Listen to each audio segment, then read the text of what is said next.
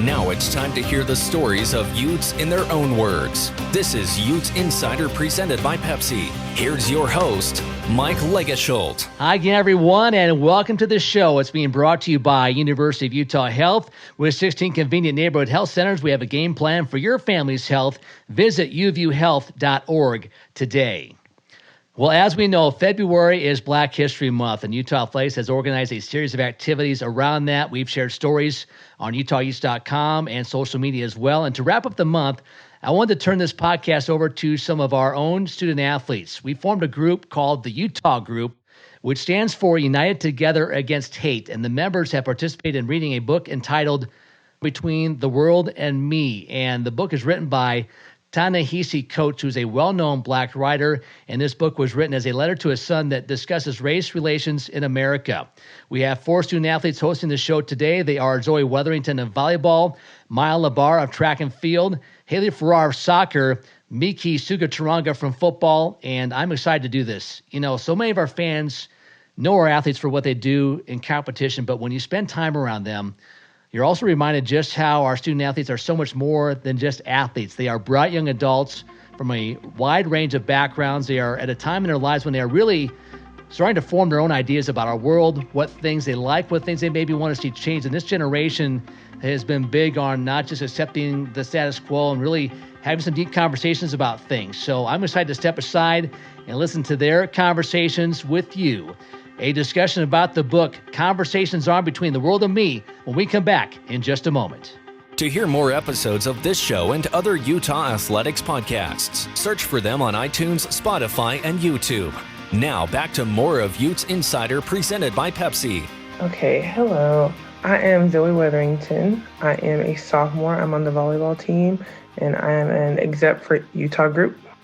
Hi, everyone. I'm Lebar. I'm a junior on the track and field team, and I am also an exec from the Utah Group. Hello, my name is Haley Farrar. I am a junior on the soccer team, and I am an exec as well. My name is Miki Suguturaga. I'm on the football team, and I am not an exec. So the Utah Group, which stands for, if you didn't already know, United Together Against Hate, came together to read Between the World and Me by Ta-Nehisi Coates. And that is basically, Ta-Nehisi Coates is a very famous Black writer who he wrote this book, which was basically a letter to his son that discussed race relations in America and how they affect him, how they affect the people he loves, and just the world in general. So we had a few discussion questions, and we can start off by saying, what impacted you the most in the book? What will you take from the book after reading it?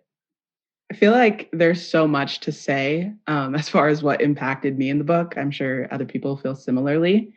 But I think for me, there was a large focus on education and information and learning about Black history and recognizing and realizing that maybe what we learn as children isn't, the full story. So I kind of took that you have to do your own research and kind of grapple with those difficult topics on your own sometimes, and that those truths that are evident are sometimes really difficult. I completely agree with that. I have read this book a couple times, and every single time that's what comes to my mind. I just think about how there are so many people who are not educated about race relations or social justice in general. So it just makes me think like, wow, if more people knew about it, then maybe some of the problems wouldn't exist. Right. But, it's not always that simple, but sometimes it is. Mm-hmm. Yeah, I would say something that really stood out to me from the book was kind of just the overall tone that Coates wrote in. It was very kind of cautious, I guess, and fearful for his son's life, just living in a Black body. And that really stood out to me because it became apparent that it was something that he thought about daily and, was constantly kind of aware of. And it really stood out to me how kind of emotional that was and how strongly he felt towards the risk that his son was just kind of born into, I guess. Definitely agree with that point, Haley. And the fact that those situations still occur today is really sad. And kind of going back to what Maya was talking about education and how when we educate ourselves, our horizons are broadened and we become more aware of our surroundings and how to deal with those situations. Yeah, I completely agree with that. Haley brought up the idea of the Black body, and that was something that really stuck out to me and made me think. But in the book, I can't remember exactly which chapter. I believe it's in the first part, though. Coates poses the question, how do I live freely in my Black body?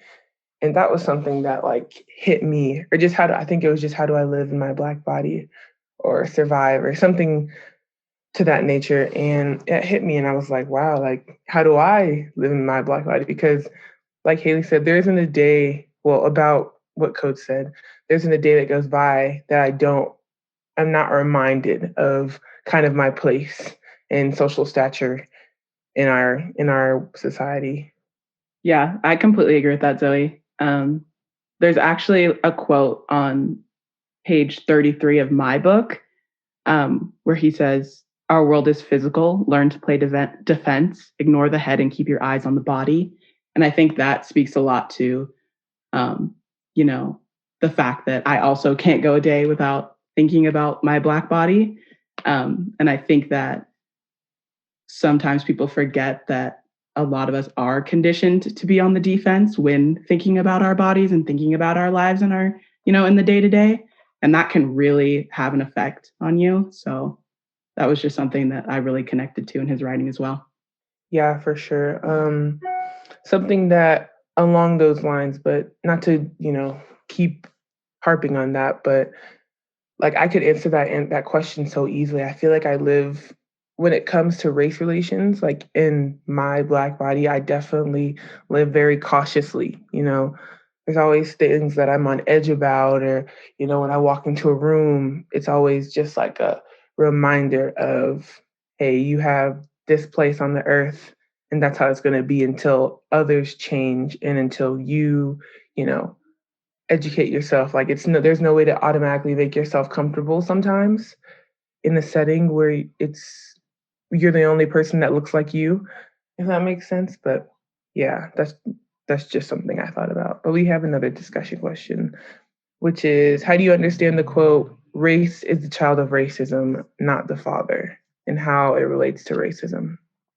I've thought about this quote previously before having read this book, like when talking about race in high school and going throughout high school as part of the minority where I went. And I believe that race was something created in order to segregate, in order to separate humans from each other, to distinguish inferiorities and superiorities over time, since like the beginning of when all that started back with slavery and even before then.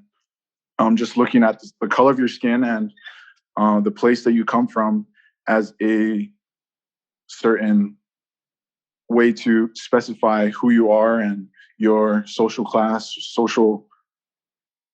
your economic class, and just all of that together. So I feel like race, in a sense, was made by a superior, well, not superior, but as we think of it, as a superior race, in order to sort of put down every other race. I agree with that. Haley, do you want to share? Yeah, I just thought it was super interesting. I was kind of brought up that race is something that we typically think of as like a set thing, and it's just kind of like part of society. I feel like we're always taught the word race and how it's this kind of defined thing. And it was just really interesting how Coates kind of delved into that a little bit deeper and kind of explained how it's not so much about I guess the color of someone's skin, but more about like the hierarchy that has developed over time. And it's much more of a status thing that we've developed rather than something that truly is natural and I guess necessary. Yeah, for sure. With that being said, we can just move on to the next discussion question. But what message is Coach trying to share about race relations in the U.S. and what we should be doing? I can quickly say that I think we pretty much covered it, but along with our participation, I think the key thing is that we are doing something, like anything, to improve anything that is what that like the problems that exist with race relations and just coincide and come along with race relations. There's a lot of things that are byproducts, like just violence and people being marginalized and general cultural appropriation and stuff like that, and it just comes along with it. But Maya said this earlier, but education is the first, I feel like, the first key essential thing that needs to be either accomplished or strive toward in order for people to have some type of improvement with social justice in this country. A lot of people choose not to educate themselves about these issues, and there are a lot of people who can live their life without having to educate themselves, and once you step past that, oh, maybe I should, open a book about this one day, then I feel like that's something that, could at least help a little bit. Yeah, I agree with that, Zoe. I think my answer to that question about what Coates is trying to share about race relations would be that while we don't all have shared pasts, I think that regardless of race, we're all a lot more similar than we are dissimilar. And that we should be actively trying to see that and seek that out in our daily lives when we interact with one another. There's a section of the book, as it also relates to education, where Coates is kind of learning about white Irish people and indentured servitude and realizing that, many of us kind of have that past of slavery or, difficult pasts, so that experience, well, it does relate specifically to the Black body. It also relates to, so many other people in this country and in the world as a whole. So when you look at it that way, and you can kind of see that, I think we are a lot more similar than we are different. Yeah, I definitely agree with that, Maya. And I think earlier you brought up the idea of education and how it's each person's own responsibility. And I think that really stood out to me throughout the book is, Coates talks about how it isn't his son's responsibility to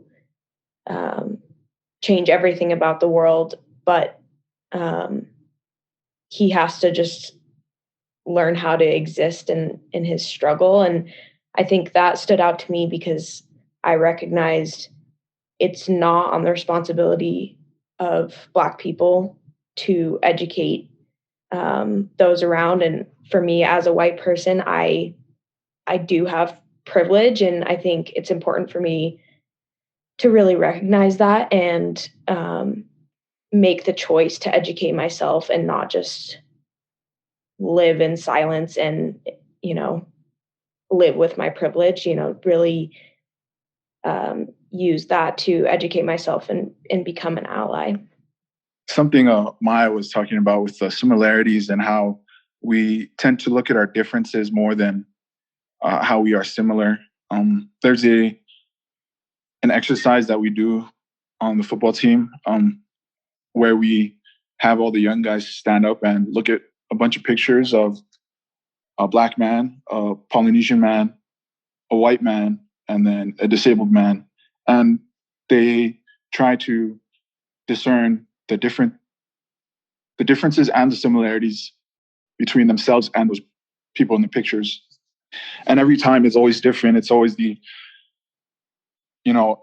they try to make it sound as if they're not racist. They'll start with, what's different between you and this man? They'll say, oh, my hair is different. My body physique is different. They'll never talk about the color of the skin. They'll never talk about what they see and what they are actually thinking at the time when they're looking at those pictures. And I find it very difficult to sort of live in a world where we ignore those differences and don't necessarily look for similarities between each other to bring us closer together as a community, as a society. And I like how Coates explains that the stereotypes are always going to be there, whether we believe it or not, whether we like it or not. We have to live with those stereotypes, and we have to adjust accordingly in order to sort of live that life that we have. Yeah, I really like that, Miki. I think the thing you said that really made me think was the acknowledgement of differences. You always have to, you need to, people think, I feel like there are a lot of people who think that, if you are colorblind, or, you don't see color, or you don't see race or whatever, think that that's helpful. But, in ways it's the opposite. You need to acknowledge those differences so that you can, understand people. What's the point in, having methods of communication or just socialization in this country if we're not going to talk to each other or realize that, oh, hey, I think this way or I act this way and you don't. And that's okay. I feel like when you just don't notice the differences or don't acknowledge them, there's this gaslighting that takes place where your experiences just, they didn't happen or they didn't mean anything, if that makes sense. But Coates writes as a letter to his son. Coates writes the book as a letter to his son. So why do you guys think he did this? I think that it makes the work just that more personal. And he does kind of mention and write about how he is real, honest, and raw with his son about the realities of the world. And I think that is reflected in the book, that he's trying to be real, honest, and raw with us about race relations and these issues. So yeah, I think it makes it really personal. And there's also kind of an emotional part to it as well. When we talk about Black fathers educating their Black sons about the police, about race, all that stuff. So I don't know, it makes it emotional and it makes it personal. I definitely agree. I think it creates kind of this more intimate relationship with Coates and kind of makes you feel a lot more tied to the story, I guess. And it's definitely, you see it through the eyes of a Black father. And I think that's a really important perspective to have, because like I mentioned earlier, it's this daily struggle and this daily thought. And just being able to see that fear and emotion that a Black father feels for his son is just, I think, really powerful. Definitely have that same sense of connection between Coates and his son. I feel that,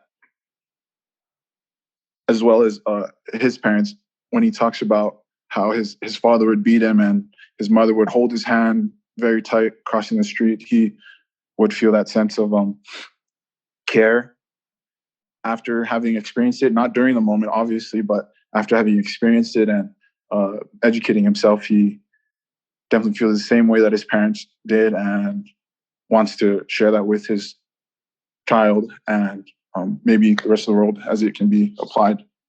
Yeah, I agree with that. That, I can't really speak to, being a Black parent in this world, but, from watching my parents and how they raised me and how they, forced me to socialize at some points, there were times now that I'm in a social work class for diversity, and we do an activity where there's this question, it's basically an identifier and an identity wheel. That's what it's called. And you just go through and talk about your life and your experiences and where you fit kind of.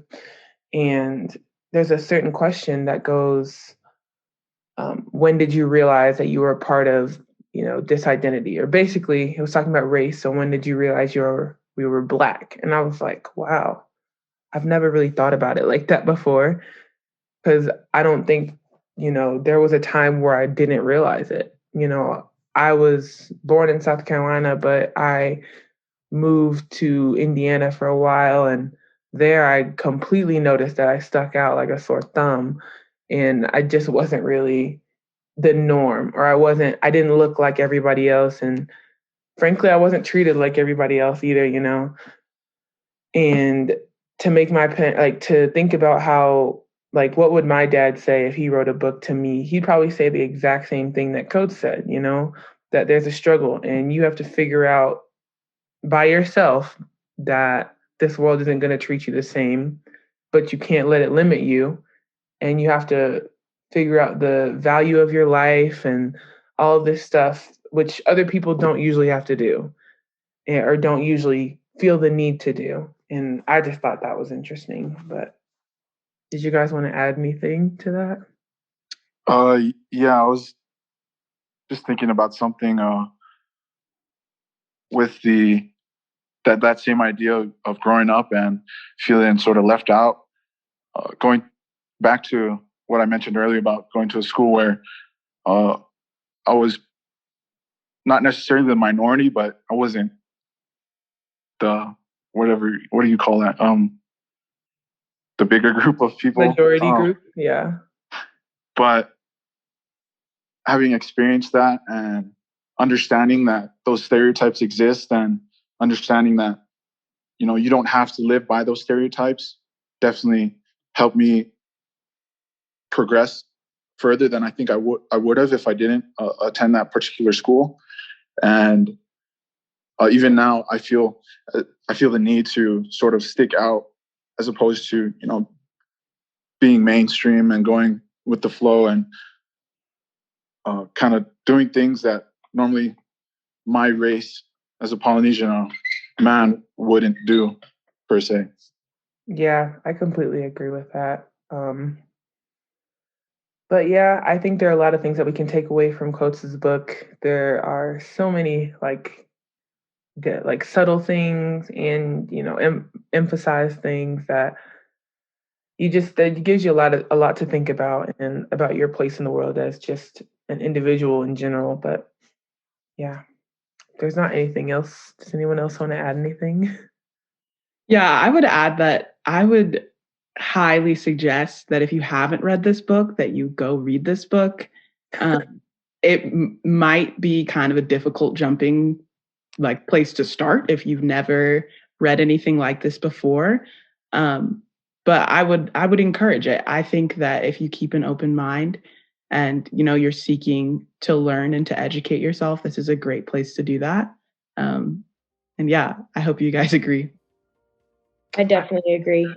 I think there's just so much to unpack in the book, and you can really learn a lot. And I think it kind of uncovers a lot of the systemic issues that we face as, a nation and a world. And I think it kind of it allowed me to kind of reevaluate what role I have in that and what I can do to make change. Yeah, well, that closes it out perfectly. This has been Utah Group. So thanks for listening. For more on Utah athletics, including up-to-date schedules and ticket information, log on to UtahUtes.com. Now back to more of Utes Insider presented by Pepsi. And once again, today's show brought to you by University of Utah Health with 16 convenient neighborhood health centers. We have a game plan for your family's health. Visit uvuhealth.org today. My thanks once again to Zoe Weatherington of volleyball, Maya Lebar from track and field, Haley Farrar from soccer, Miki Suguturaga from football. Really an important discussion about race relations in America, and thanks again to them. One more thing I want to make you aware before we wrap up Black History Month. This summer, I did a Utes Insider with Reverend France Davis. Maybe you know him from his time in our community. We re-released that show a few weeks ago. You can find it on Apple Podcasts, Spotify, YouTube, our website, all the normal places where you can access our show. And Reverend Davis has worked with the Utah football team since the early 2000s, and he was a pastor for Calvary Baptist Church for 46 years. But the show really deals with his life away from the U and from Calvary Baptist Church. He marched with Dr. Martin Luther King for voters' rights back in 1968. He moved to Salt Lake in the early 70s, and he's also fought numerous battles for Utah's black community for a number of years. And some of the stories he told me were pretty amazing to listen to. We've done 24 of these shows, and it's probably the one where we spent the least amount of time talking about the Utes, but it might be one of the shows I'm most proud of. Check it out, episode 9 of Utes Insider with Reverend France Davis. Well, coming up over the next few weeks, we'll have some conversations with our U.T.A.H coaches as we head towards spring. Rich Manning from soccer, Brian Holman of lacrosse, and also Amy Hogue from softball. Be on the lookout for those. That will do it for us for now. I'm Mike Lagishow. Thanks for joining us. Until next time, so long, everybody. This has been Utes Insider presented by Pepsi. To hear more episodes of this show and other Utah athletics podcasts, search for them on iTunes, Spotify, and YouTube.